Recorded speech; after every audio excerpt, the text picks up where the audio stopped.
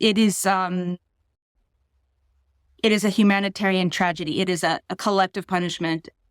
As my colleague said, it is an abyss. Welcome to a special edition of the Afikra podcast. My name is Mikey Mhenna. Today on the series, we have Mara Kronenfeld, who is Executive Director of UNRWA-USA. This episode is all about the humanitarian crisis and catastrophe in Gaza. We're recording this on Friday, October 20th at 3:30 p.m. Palestine time. Just for our listeners to understand when we are having this conversation, because it is a day-by-day, minute-by-minute type of situation. Mara, first, thanks so much for being here. Glad to be here. Thank you, Mikey, for having me in afikra. Yeah, absolutely. Can you just, before we get started, can we just give a sense of your vantage point? A lot of people have seen these 5 letters, UNRWA, UNWRA. Can you just set the table a little bit? What does this agency do, and what is it doing in Gaza right now? Yes, so UNRWA, or I tend to pronounce it in the Arabic way, UNRWA in English, and those 5 letters are UNRWA, and that is the United Nations Relief and Works Agency for Palestine Refugees. And UNRWA was established right after the creation of Israel in 1948. It was established in 1949, and its mandate was to address the humanitarian needs of that population of those living in Palestine who were displaced.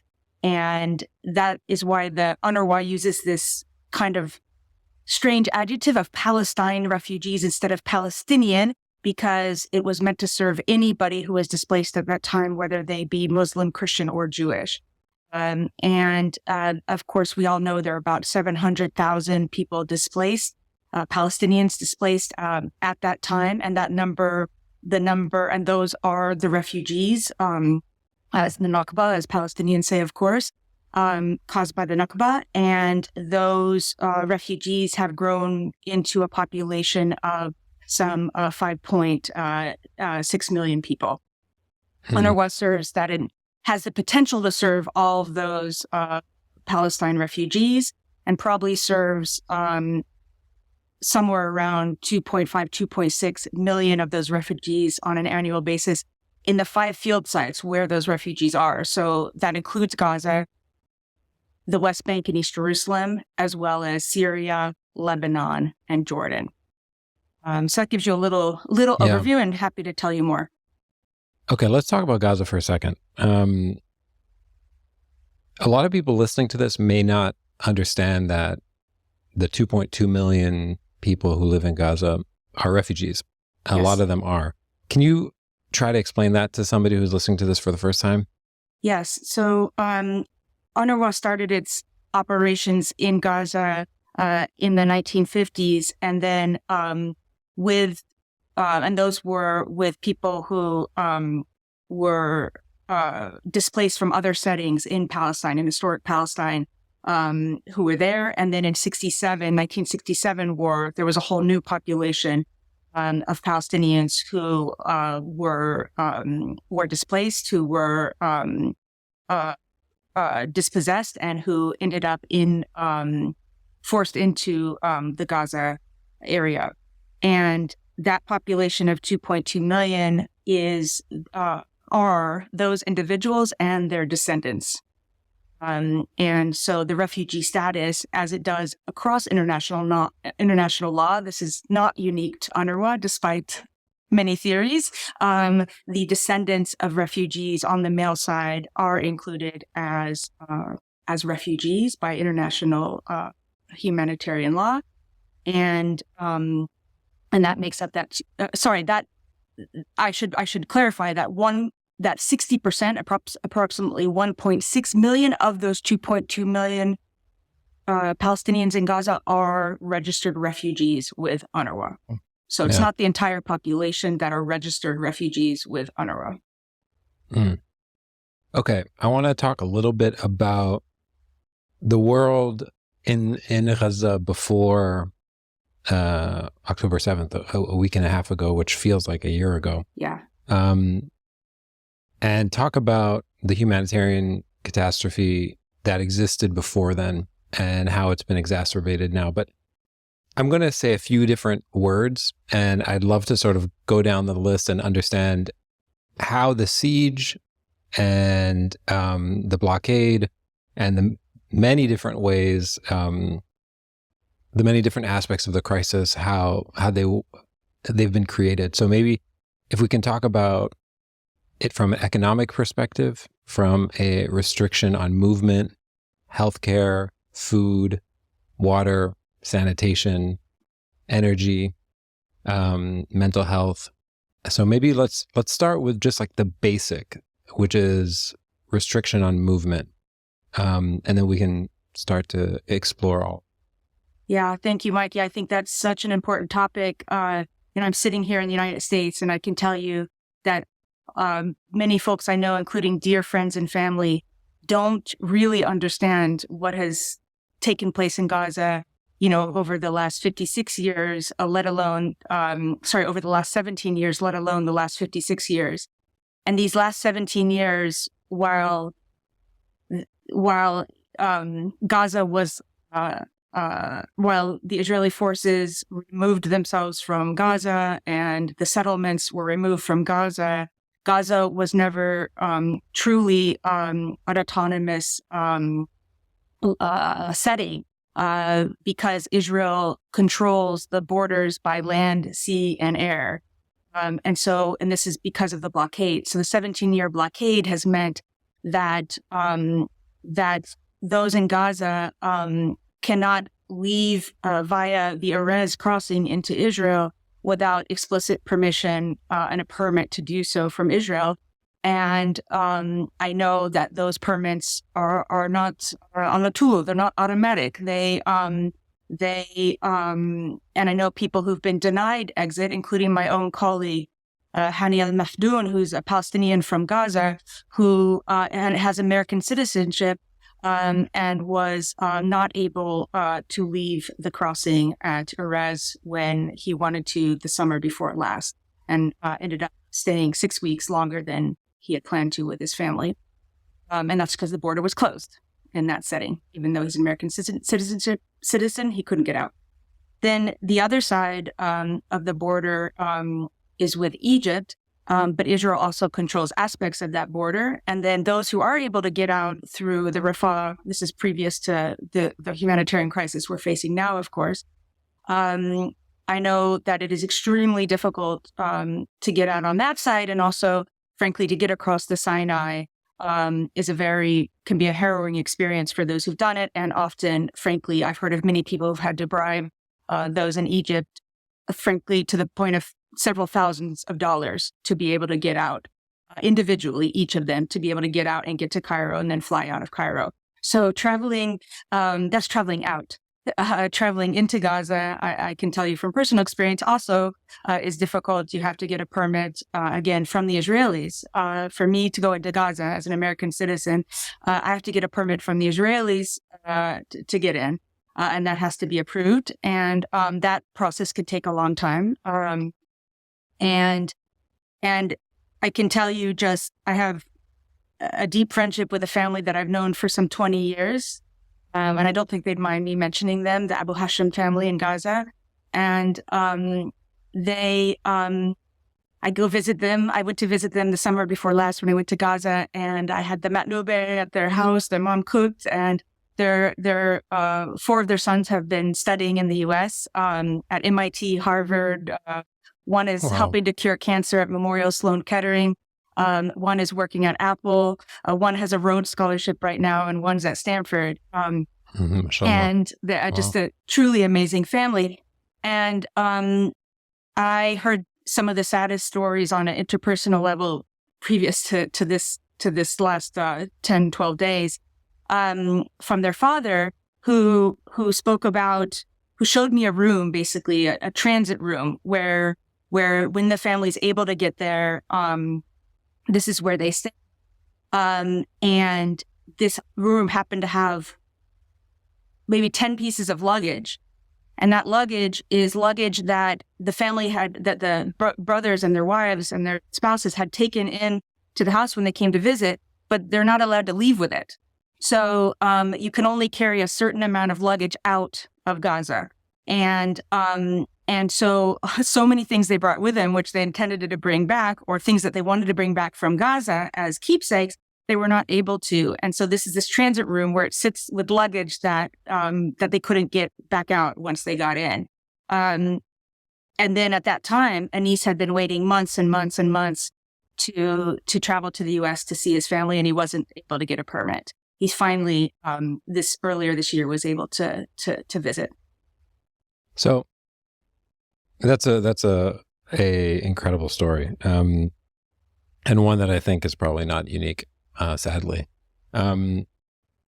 Let's talk a little bit about the other aspects of the siege and the occupation.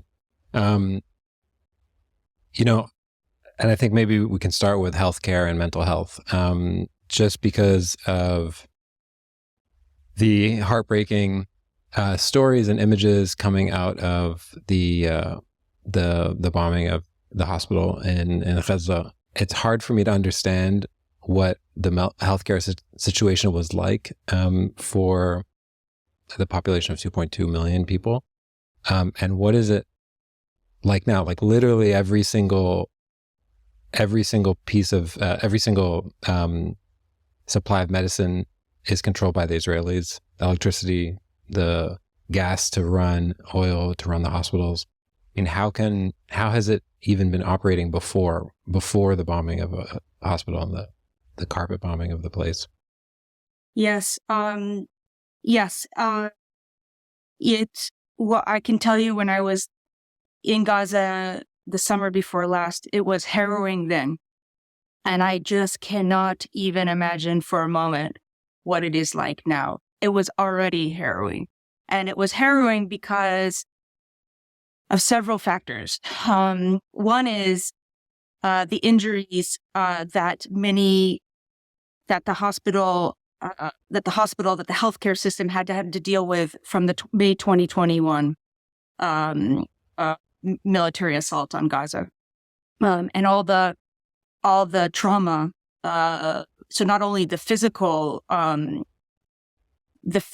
ailments, the injuries, the death that came from that, but also the mental health trauma, the mental health epidemic from not only that military assault, but if you can imagine, Mikey, for a second, and I hope anyone listening can really think deeply about this. A child in Gaza, 16-year-old young person in Gaza, has been through 7 military assaults in her short lifetime.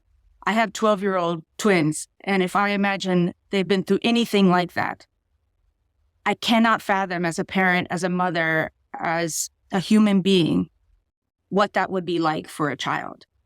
How their brain can handle that much tragedy, that much human suffering. It's unfathomable, frankly. And so when I went to the healthcare, one of the healthcare centers in Gaza, in the north of Gaza, and mind you, UNRWA operates 22 health centers across Gaza. Frankly, right now, only about 6 of those are currently operating because of the lack of safety, and because many UNRWA installations have been bombed. I saw the pain, I heard the pain, and in the voices of the doctors I spoke to and the head of the health unit, the health department in Gaza. They can't get some of the core diseases that Palestinians in general suffer from, like diabetes, high blood pressure, like cancer. They cannot get their medicine. They cannot get the medicine to treat those diseases into Gaza. Those are often restricted at the border, and it is very difficult for those basic medicines to get in. And I can't explain that for you. I can't right now tell you which medicines can and which can't and why some can and some can't. But I will tell you that the blockade has meant that only some medicines get in and not enough, and not all the ones that are needed. So that trauma was there on the face of the hospital staff that I met with.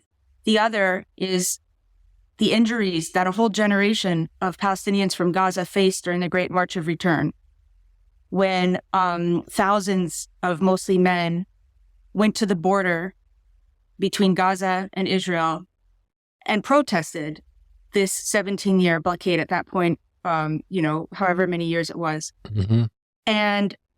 And during those protests, many young people, mostly young men, were maimed, were either shot in the legs or shot in the arms. And so you have a generation of people who have lasting injuries, physical and mental, from their attempt to protest the occupation, the ongoing occupation and siege of Gaza. And I think it's so important to say that to an audience, especially for an audience here in the States, who might say, well, why don't they protest peacefully? What is going on right now? Why did Hamas react this way? I can't speak for Hamas, of course. I don't know anybody in Hamas.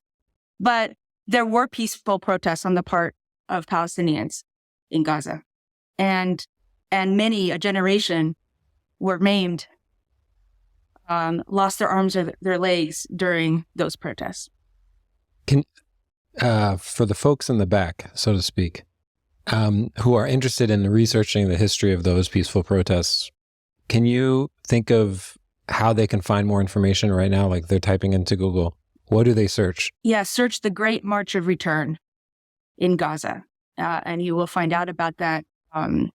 Yes, there's a lot of information, and you're so right, Mikey. So many people don't know. I heard about it. I have to be honest. I'm very engaged in the Middle East. I've been working in and out of the Middle East region for my whole professional career, some 30 years, and I only knew very little about this. And hearing it from the mouths of the doctors who had to treat those who returned, that trauma is still there. Yeah. And then the last thing I'll say on this is Dr. Hadda, she's the head of the health unit. She was the one sharing these stories with so powerfully, and with the pain of just being a first person, a responder to these injuries and suffering. She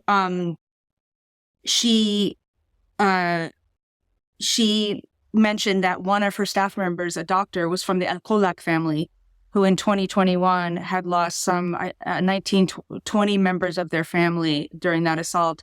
And that doctor was still working, but living that trauma every day at the hospital. And now we have, who could have imagined now that we have many such families who lost, some of them 43 members of their family. Several families have been killed en masse. My own colleague has lost 14 members of his family. I mean, it's just unimaginable from our perspective sitting here, at least in DC. I know too many in Lebanon have faced difficult situations as well. Before we pressed record, you were mentioning your colleague on the ground, Muaz, whose photos have gone around the world. Millions and millions and millions of people have seen his work. What is the actual day-to-day relationship like with somebody who's doing this work? I mean, when they're cutting internet, they're cutting electricity, how is he getting those images out there? And, how is he doing this? We ask that question to ourselves every day, because this gentleman, Mu'taz Azeza, I know most of the videos, most of the reels all of you have seen are from him or a couple of other amazing, brave journalists, men and women, on the ground in Gaza, sharing with the world what it's like to experience this devastating assault. And Mu'taz, we are in contact with him pretty much daily. My colleague Leila Mukhaiber, our director of communications, is in touch with him daily. And he is essentially someone we hired as a contractor well before this conflict to show stories of life on the ground in Gaza. And he is such a gifted videographer, photographer, and such a beautiful human being. He was sharing photos that were beautiful of the life Joyful. that I saw in Gaza a year and a half ago of families and children and the ability to smile and find joy in spite of the challenges that these people in Gaza have faced over the very many years. And then to have this crisis, this assault, this war come upon him, we immediately told Mu'taz, you have no obligation anymore for any videos. And in fact, your safety is our number one concern. So we ask you to seek shelter immediately. He in his bravery and along with a number of others on the ground in Gaza could not do that because of his own conscience. And they have been out there documenting what is going on. So it has been, again, the word that keeps coming to mind is harrowing for him. We have seen him, we've all seen him, those who watch, we've seen him break down, when his two best friends, twin friends were killed. We saw him break down when 15 members of his family were killed.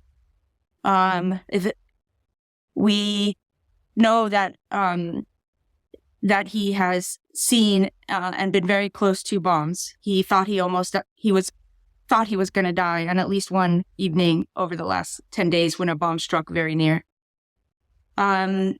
We've seen him covering the most harrowing situations of children being pulled out of rubble, of hospitals overwhelmed, of paramedics sobbing because of the pain they've seen. And I have to tell you, Mikey, I am a weak person. I can't see those videos. I can't see them because of the damage I know it will do to my mental health state, to my brain, to my this way the synapses work in my head. And people are seeing this every single day in front of their eyes for the last 12 days. So their strength in this moment is superhuman. My hat is off to them, and I just say that that Mu'taz is one of the most amazing individuals we've had the honor to know. Yeah, it's crazy. I mean, it's so harrowing, and frightening and heartbreaking. It's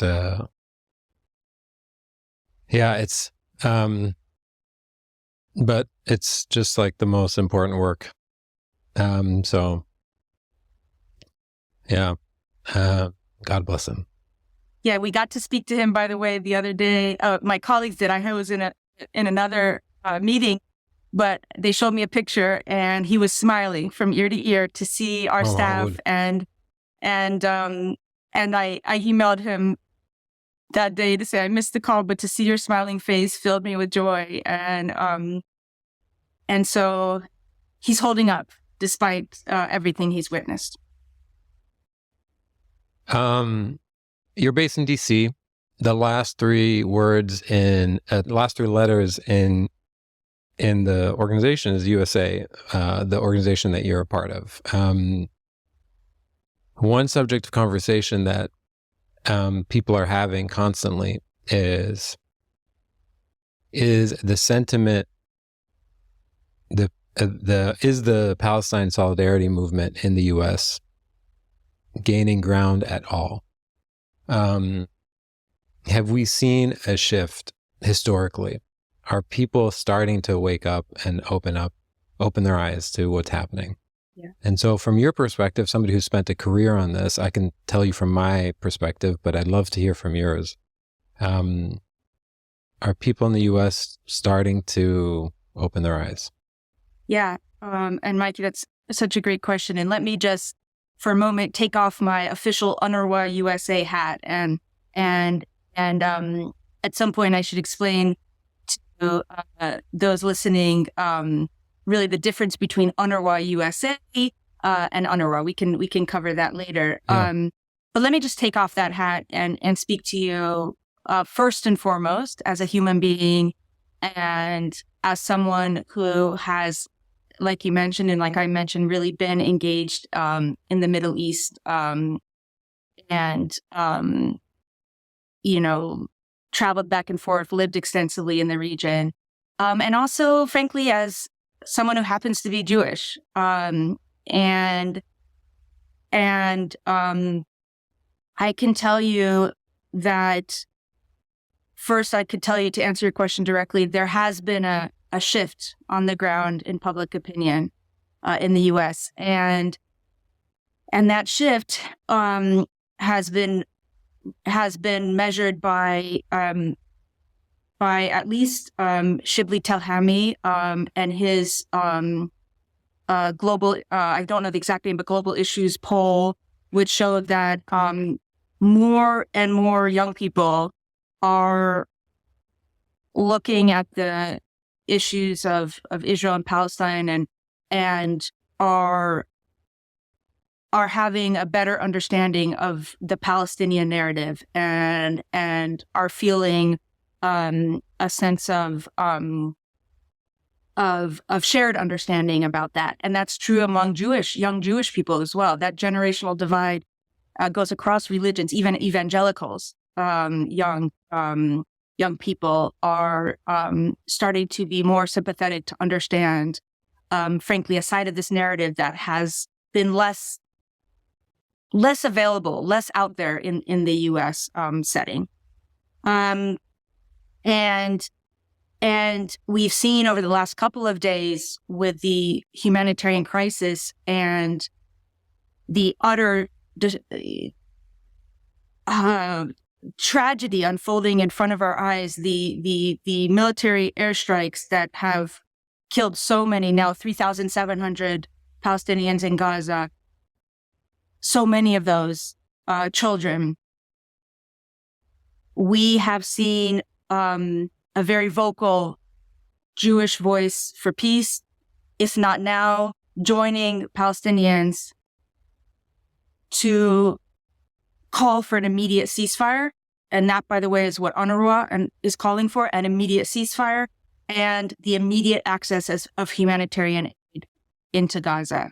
So I can tell you, as a Jewish American who has lived and loved so much of my experience in the Middle East and has been so welcomed, from living in Syria for 2 years, living in Morocco in the North Africa for a long time, and living in Egypt for a year, and then traveling back and forth to Palestine numerous times.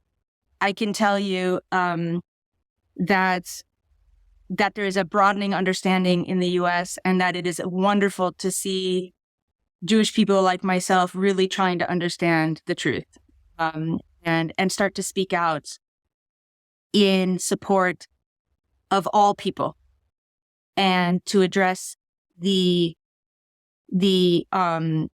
what looks like what is the collective punishment of a whole people. My grandfather escaped Nazi Germany.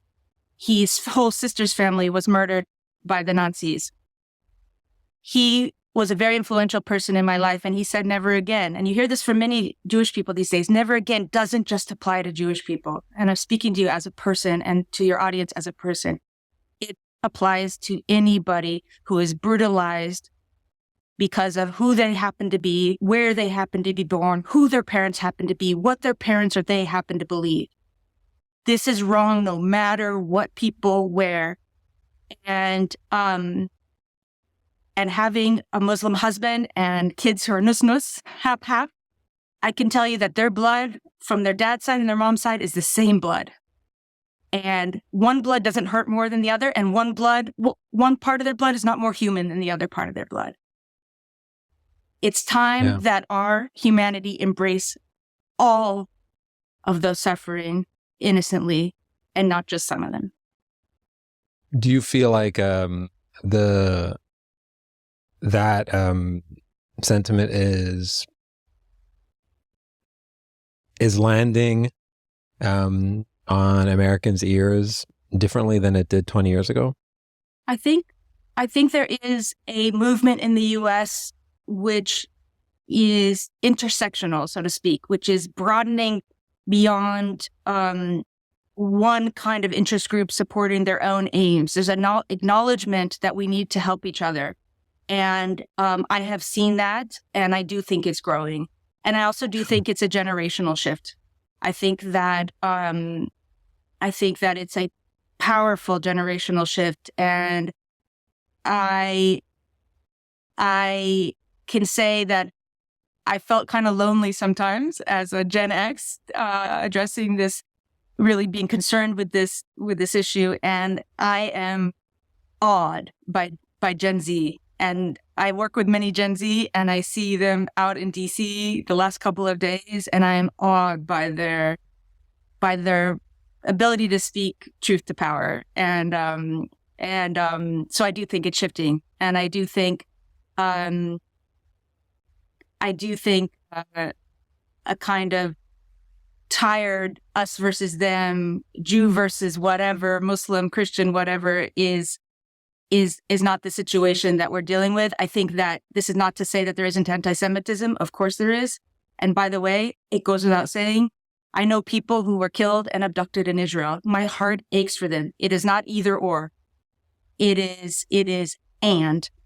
Our hearts are big enough, all of us, to care for the innocent who were killed and abducted in Israel, and the 3,700 people, Palestinians who have died, the 12,000 injured, and a population of 2.2 million under an absolute nightmare, beyond a nightmare, a situation like we can't even, we don't even have words for the tragedy that's unfolding in front of our eyes. So I want to ask about this, it's a recurring sort of talking point and question that's emerged. And the question is centered around, why won't Egypt open its borders?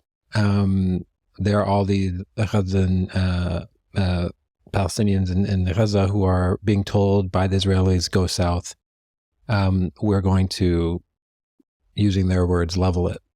And then, the Egyptian President Sisi has said, we're not opening this, but we've seen images of camps being erected in southern Palestine. And this question of, is there going to be a new huge population of Palestinians who are being forced out and will live in refugee camps? Can you help give us some historical context about why that's such a painful idea, but also the history of that type of displacement, and why this question is needs to be explored with depth and compassion? Yeah, I think again, as a human being, I can tell you first and foremost, I can tell you my colleague Hani, his family was refugeed, was dispossessed in 48, in 67. And now they're worried about being dispossessed of their land once again. And this is just one story among the millions that Palestinian refugees in Gaza are facing right now. This is a trauma that I can tell you my grandfather had, and from escaping Nazi Germany and the Holocaust. This is a generational trauma, what the Palestinians call the Nakba, and the dispossession and being forced off of their homelands, many of them still having the key of the house they used to live in. It is hitting Palestinians at that deep, deep psychological level that I can tell you, when I grew up, I had relatives say Shoah or Holocaust. That the pain, your whole body contorting, thinking about this. This is what the Palestinians have gone through with dispossession. So that just turning for a second now as UNRWA-USA, I can tell you that we have heard as of this morning that there are 20 truckloads of aid from Egypt, that there's been about, I think, 300 or so trucks lined up at the border to provide aid. We have heard that 20 trucks are going to be allowed in, either as we speak they're coming in or imminently. And that the UN, broadly speaking, is in charge of this delivery of aid across the border in Rafah. Now, this is highly complex operation. Israel has bombed the Rafah border, and so within Gaza. So the whole infrastructure at that border has, much of that infrastructure has been destroyed, and the roads are you can't maneuver on the roads, you can't drive on the roads because they've been bombed. So, and then you also have, because of the expulsion order of the Israeli army, as you mentioned, moving 1 million people, asking 1 million people to move south.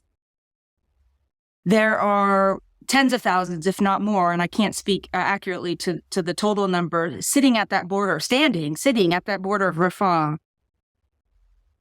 desperate for food, water, help, safety.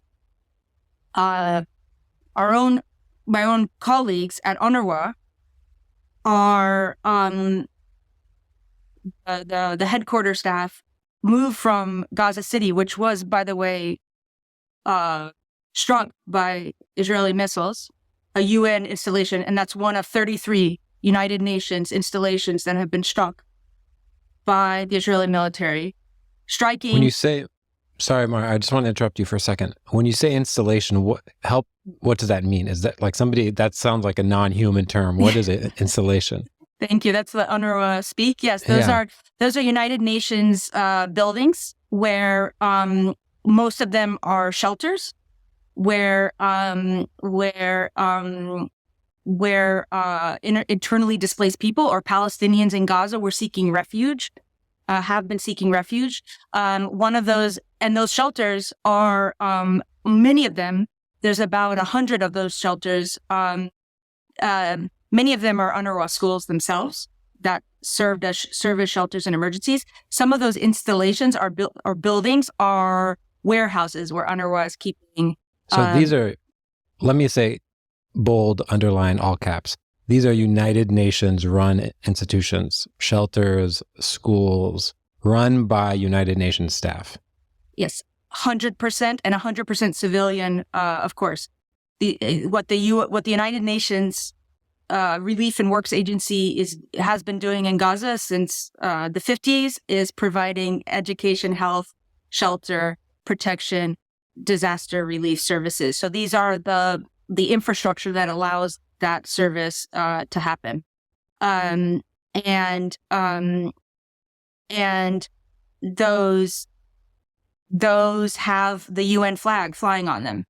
That hitting any United Nations building is a violation of international humanitarian law. And 33 of those buildings have been hit by UNRWA. Sorry, in the last 13 days. Yeah, in the last 13 days. And so when the headquarters in Gaza City were hit, the international staff who were there the headquarters staff, I should say, moved south to Rafah. Right now they're in a warehouse, an UNRWA warehouse that's not meant to house or shelter humans, has 8,000 people in it. What? Yes, 8,000 people in a warehouse. And this is unsubstantiated, but we've heard from our colleagues that there are 2 latrines. So that's at the border. And so right now it's figuring out how we can get food across the border from Egypt. And this is obviously many different, the US, Israel, Egypt, the UN are discussing how the logistics of this. But it has to, and UNRWA demands humanitarian access as soon as humanly possible. People in that shelter, in that warehouse, are living on 1 liter of water a day. The World Health Organization, if I'm correct, says we need 12 liters of water a day. There has been no food, water. There's been no food or fuel into Gaza for these 12 days. And the water treatment, you know how salinated Gaza sits right on the Mediterranean. The water is naturally very saline, which people can't drink. Yeah. And so the water has to go through a desalination process, or bottles are brought in. And those, by the way, those bottles of water come from Israel, and they're not being allowed in right now. And the fuel is needed to run the desalination plants. People are drinking brackish, salty water, and they're drinking dirty water. And there are waterborne diseases happening right now as we speak because of it. So, it is a humanitarian tragedy. It is a collective punishment. As my colleague said, it is an abyss. Yeah. Yeah, it's heartbreaking. I mean, even the language around water and electricity in the media and the news, it's so nuanced, and it's, they say like they say things like, oh, they don't have clean water, right? As if they themselves have dirtied the water. It's their fault that they don't have clean water. It's their fault that they don't have electricity. It's as if it was mismanaged. It's really infuriating and heartbreaking. Since we started talking about power, or actually, I want to ask you about humanitarian aid, because that's a subject that is. It's a minute by minute type situation, wondering if they can open up the border between Egypt and Gaza to let in humanitarian aid. I've heard that term my whole life. What does humanitarian aid actually mean? I mean, what actually rolls across the border? Yeah. Right now, what is desperately needed is food. There's been no food, like I said, from the outside coming into Gaza since October 7th. We need water. The water supply was cut off by the Israelis. There are reports that the Israelis turned the water back on for 3 hours in the south. Those are unsubstantiated. I don't know if that happened or not. But that would have been affecting a small population vis-a-vis the huge need, as I mentioned. So food, water, it would also mean fuel to run the desalination plants, to run, I presume, although electricity plants. And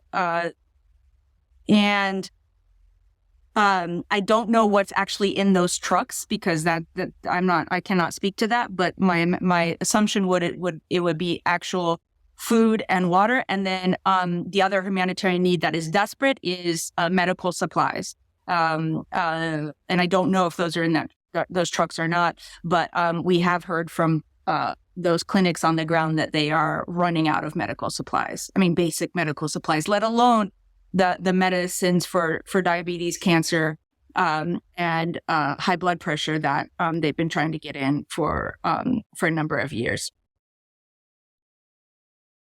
Your colleagues who drive those trucks, presumably, right? Does anyone feel safe in Gaza right now? Yeah, so I actually don't know with the. Or I mean, metaphorically, yes, like metaphorically, any of these. Because I don't know who's actually driving those trucks. Literally, is anyone safe? Yeah. A doctor, a nurse, a school teacher, a photographer, a journalist. Is there anyone who feels safe? I don't know of anyone who feels safe, and I can't imagine in this setting anyone who would. I can tell you the story. Story is too quaint of a word. The trauma that my colleague Hanny's family is facing, because I know it so well, because Hanny and I talk every day. As as I mentioned, 14 members of his extended family, the Mahdoun family, were killed. His family lives in the north of Gaza. And when Israel said 1 million people must relocate within the space of 24 hours, some of his extended family left. His mother, his immediate family, his mother, and some of his siblings, and many of his nephews and nieces did not. And they did not because those who left, whether friends or family, told them, we left, we're Khan Yunis, and the conditions are deplorable. We are with thousands, if not tens of thousands of people. We have no bathrooms. There is no food or water. It is very, we are in open air sometimes. We are afraid for our lives here. And some of those who fled out of what I understand are 2 evacuation routes in Gaza, it's a very small place when you think about it overall, were bombed. And so you can understand why Hani's mom decided to stay in the north, as much as we fear for her safety. Because she didn't have any assurance that taking the other decision would have been a better decision. She is now, the last 4 days, has been under a stairwell with her family, with all of Hani's nephews and nieces, living in a stairwell in their apartment, thinking that that's the most safe place should there be a missile landing on their apartment. So no, I don't see that anyone is safe. No, and you go to shelters which are supposed to be safe, which are UN installations, and those have been hit. Hospitals, hospitals even outside of Al Ahli have been hit. As harrowing and as horrific as that incident was, schools have been hit. That's an impossible situation. You were mentioning the number of schools and clinics and hospitals.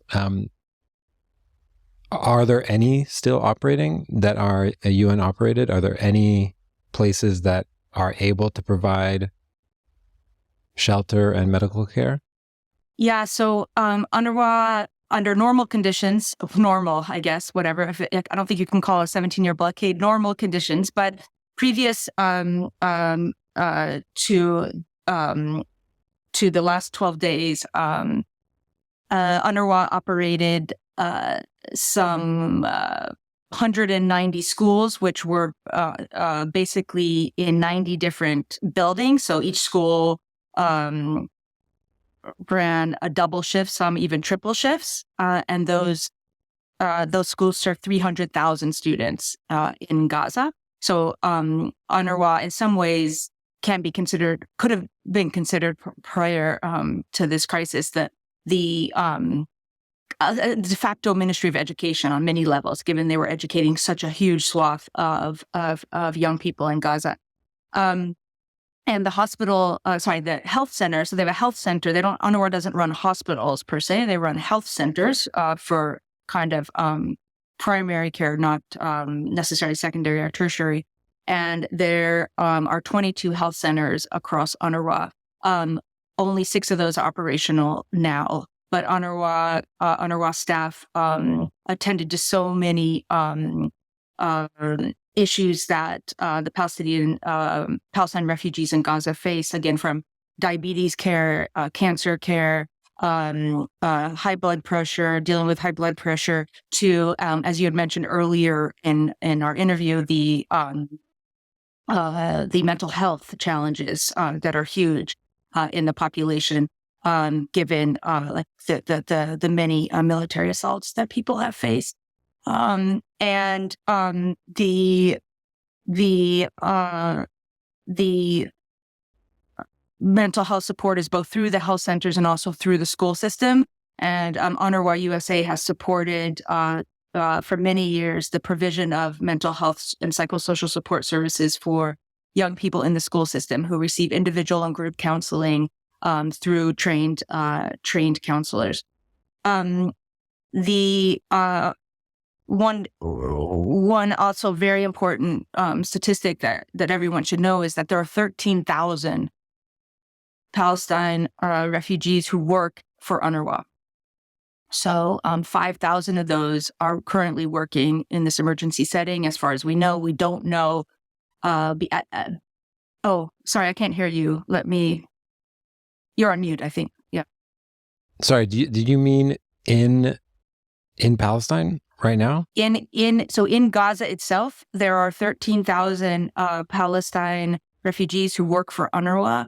Because it's unlike any other United Nations agency, it is actually an operational organization, actually a service implementer. So without it, we're talking about a whole school system shutting down, a whole health system shutting down. There are, of the 30,000 employees who work for UNRWA, again, like no other UN agency, the vast majority of those, maybe perhaps some 29,000 of those, are Palestine refugees themselves. Of the 13,000 who normally would work in Gaza, some 5,000 have been working under this emergency situation. But of course, many of those employees had to flee themselves. And unfortunately, 16 of our colleagues have been killed. And those include teachers, maintenance people, and a gynecologist. And we know, we fear that many more have been killed. We just haven't been able to, we don't know the names of course, all of the many victims over the last couple of days. It's heart-wrenching. Well, Mara, I mean, I don't even know how to possibly end this conversation except for thanking you for making time and for doing the work that you're doing. We have about 8,000 letters that have been sent to Secretary of State Blinken, and we know and we urge the U.S. To do everything in their power to help humanitarian assistance get into Gaza, and we call for an immediate ceasefire. Yes. Mara, again, thank you to you and your team, and much love to Layla, who has been a Afikra original from the very beginning. Thank you so much for doing your work. Thank you. Thank you. Thank you, Mikey.